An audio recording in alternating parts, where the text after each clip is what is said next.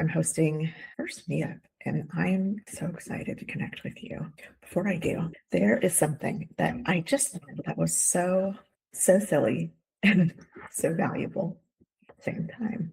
Yeah, because this is how these like first off, if you have these like profound realizations where you're like, it really is this simple, and you like want to like shout it to the world, but you're like, I don't really feel like it's that profound. Like I feel like I really should have known this the whole time.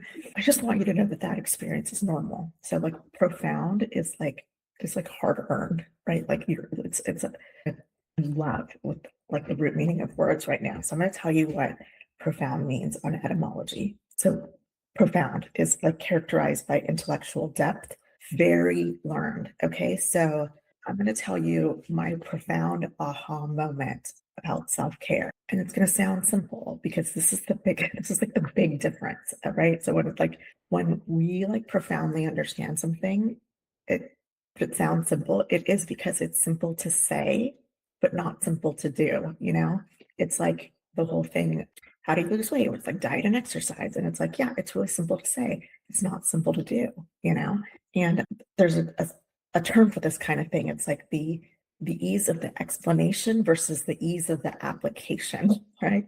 So let's talk about the ease of the application when it comes to self-care. And within this, I want you to be able to see like some of the really super just like if you're navigating something ugly in the legal system, because it is so stressful, but there's like these golden like nuggets of wisdom that you're kind of gaining about like what matters at this point and what just kind of doesn't, you know. And if it doesn't matter, you're like, then why did I think that mattered, right? And you'll learn that probably somewhere in some of your social systems it mattered. And one of the really cool things about the court system is that you're like, okay, there's all this stuff that I was doing because I thought it was really important, but it's actually not important as I'm quite learning quite clearly here. So why was I doing all of this work? And it probably came from like just one of the other systems, you know, you were in, and you're like, literally, like I treated these things like they were law and they were not law, as I'm now learning, you know. So on that note, I want you to say, like, I just want to also say that this is taking you forever to understand, but not all of us think about the law the same way. Okay, so a lot of us are struggling because we're in the legal system and then we're like sitting with this like opposing party who is like continuing, like you've brought them there because they've done something that's against the law. And then they're like continuing to do stuff against the law. And you're like in the legal system and you're like, what is what is happening? Like this doesn't make sense to me. Well, one reason for that is we talk about this, but the law is like really ambiguous, right? It's like it takes some discernment. So there's like different views around that. But also not everyone is as like scared of breaking a law as maybe you might be, or maybe I might be. And I had to learn this a long time ago because I worked in like government and government contract, yeah, like government contracts and stuff, you know. So there's a lot of that that's tied to like government legal obligations, right? And working with companies where like, no, that's like the most critical, like top priority, like duh, you know, it's like fed into like every single thing you do, you know, so much so that like when we'd send emails, we'd have extensive training on like what's the content of my email. This isn't law, but it's just like, you know, government classifications. You know, is it sensitive? Is it high sensitivity? Is it confidential? You know, you'd be really kind of responsible for knowing that even before you hit the send on the email. That's what it was like in these types of like organizational systems. And then I went straight into tech. It was like, what are the rules about what to share in emails within the organization and outside the organization? And people were like, what rules? Like, why are you asking about these rules, right? There was something like, there weren't invisible, like social rules in that environment than what came in like government, where it's like, no, here are the rules, go like read all 100 pages of them, you know what I mean? So that was like a first aha to like, oh my God, it's weird. There's like these invisible rules and I have no idea, like coming from government to tech, like, can I literally send this email? You know, I remember on my first week, I sat down with my boss and he was like doing these like whiteboard pictures of something. And I was like in my notebook, you know, I was like writing down all my notes. And he's like, you know, you could just take a picture of the whiteboard. And I was like, but it's my phone, you know, it's my personal phone. And he goes, yeah, And I was like, oh, but it's my, like, because I came from government. So you don't use your personal phone in that environment. You use your work phone and you kept them separate.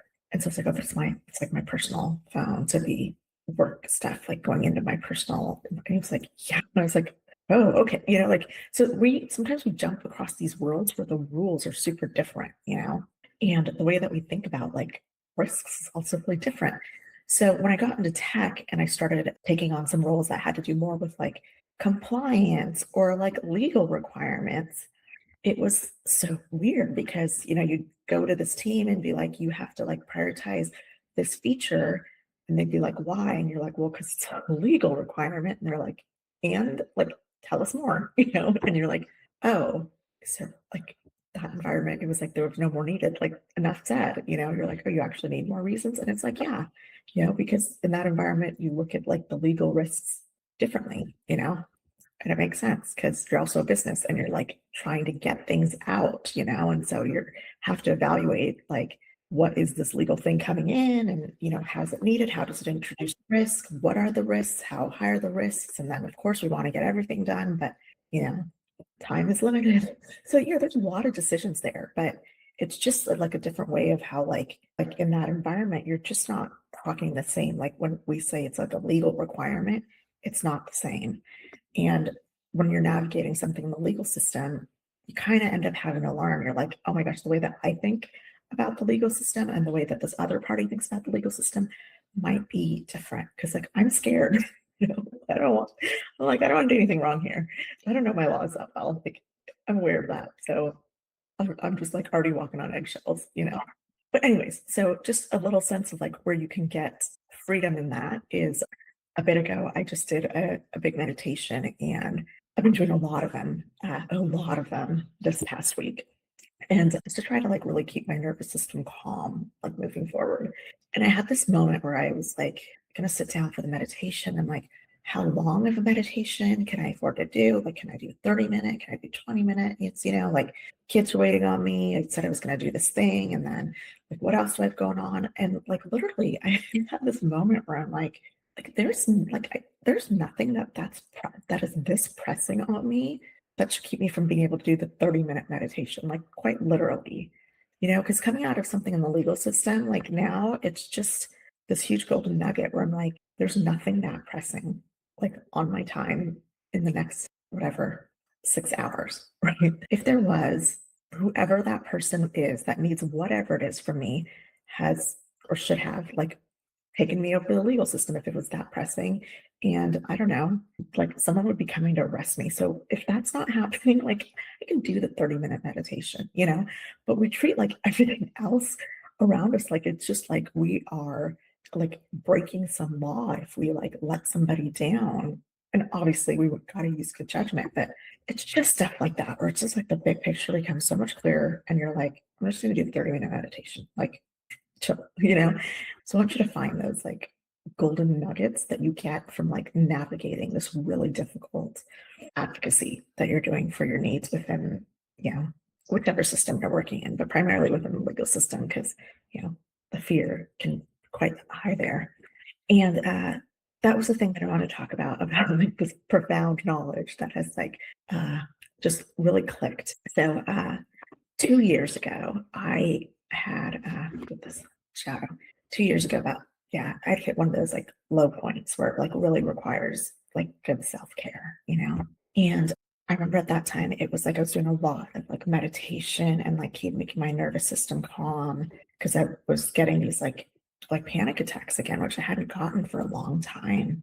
And yeah, I was like in a really low, and there's some of us that are like, oh, that sucks. And then there's people who've struggled with like anxiety and depression. Like we know it's like we've had those low lows where it's like the day to day in that low is scary, and it shakes you enough that when you get out of it, you're like, no, no, no, I'm gonna keep myself from going back there, and the beauty in that like little thing of fear that happens there, or the fear of going back there, is you start taking better care of yourself. And so a lot of us who have struggled with anxiety and depression, like we just do not give ourselves any credit. I don't want to say enough because it's like we give ourselves zero credit for how much we learn self-care every time we work through those low lows. And that's where this like little profound wisdom came from is I remember at that time I started like prioritizing every time that like anxiety started to come up to be like stop, drop, and meditate, like that's what I needed to just like get my system calm again. And I'd gotten out of that chapter, but what happened was then my daughter got sick and it was this like year-long journey. It was just this year-long journey where that practice continued, where anytime my anxiety surfaced, it was like, no, I will take care of this because she also had anxiety. So, an anxious mom is not the best person to calm down the anxious child, right? Like I needed to find my stability, like in the moments, and then even outside the moments. And it's like self-care learned through survival, and a lot of us are learning our self-care through that. And then I had to continue that because after that chapter ended, this new chapter in the legal process, you know, began. It was like, okay, the anxiety, the panic, it's like surfacing again. And I had to be like, no, I'm going to take care of it now. I'm not going to ignore it. Like this self-care is necessary to like get me through survival mode, right? But here's what's fascinating is it's just been 1 week since I logically know that survival mode and the things that were needed to like get us to like a more solid, okay, like now we can move at a sustainable place, like that we're in that new sustainable place mode, like logically, when I look at the checklist and I look at everything that's done, I look at everybody's health and I look at where things are, like logically, that's where things are. And so last week I kept trying to move things forward and like my energy was super high and then it super crashed, and it was super high and then it super crashed, and it's like what and where that comes to is like the beauty that can come out of like really kind of trauma informed work is now like having gone through so many episodes of these like cycles of like resolving things and then crashing, resolving things and then crashing, it's just like, oh yeah, because that was the problem in the past is that things would logically make sense to move forward. And so it'd be like, gung ho, I'm impatient. Let's move forward with where things need to be. But it's like the body still needs time to actually catch up. My therapist reminded me, she's like, there's just been so much adrenaline, for the past months and especially this past week. Like, I think your body's just really catching up, to the fact that like that adrenaline is just no longer running through you anymore. It's like this, my just whole system was like a little bit dizzy and it needed time to like catch up. And for me, it helped me realize, oh gosh, yeah, I need to carve out the time for the system to catch up, to like integrate, completely to where things are now. And that practice that, I've been doing for like 2 years now, guess what? Like in the couple days that logically things seem fine on paper, I stopped doing that as like the critical must, right? Because it was like, oh, I should be out of survival mode. Like I should be out of survival mode. But the body is like still needing, like my body's still catching up. So it is still needing me to like care for this like anxiety that like is still surfacing the way that it has become so familiar for 2 years. It showed up because like my daughter's health was doing so much better, but she started feeling like dizzy and it changed our plans, and just a reminder of like how much our plans had to adjust for like instability and a health issue. It just brought back like all that anxiety again. It was like my whole body like was back where it was a year ago. And to do that 30-minute meditation and give time for the 30 minutes. But the thing is like it's like learning self-care in survival mode doesn't make the act of self-care less valuable, And I just like I caught myself slipping into that mindset of being like, oh, I don't need it anymore. Where it's like, no, I still need it right now. Like, yeah, logically on paper, things checked off. But like my internal system is like, no, we still need that, not as intense, but it's like the work's not done here. And when is it gonna like be done in this phase? Well, who knows? Like that's the great thing. It's good to start doing it and making sure I'm like really keeping this like cool self-care practice now as a priority, and I get to choose that, right? I don't need anybody else to agree. Like, no, I get to choose that. Like, if my anxiety surfaces wherever I'm in, whatever moment I'm in, I get to choose. right? And that may be like, yeah, if I'm in the middle of like, where we were at court hearings with the last couple weeks, no, I can't be like, I'm so sorry, I can't answer your question. I'm going to need a 30-minute meditation. But I can actually be like, no, I can at least have a minute, and just kind of like work on calming that anxiety. And it's the same here, it's like I get to choose. Like today was the 30-minute meditation. You know, the next time it comes up, I'm going to look around and assess what my choices are in that moment, but I am going to choose addressing this like first, and it doesn't mean like I'll get the anxiety down to like the calm again, but enough that I can like continue moving forward. And then, maybe when I have the time for the 30 minutes or whatever, to start like just getting calm and de-stressing again. And that's the profound wisdom is like our self-care is literally supposed to be like as we are caring for ourselves as we're moving throughout the day, right?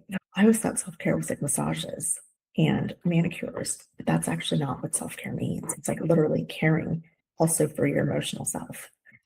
It took a long time to learn. It is what it is now. But I hope the lesson can kind of help you to make your long time to learn just a little bit less than mine did. Yeah.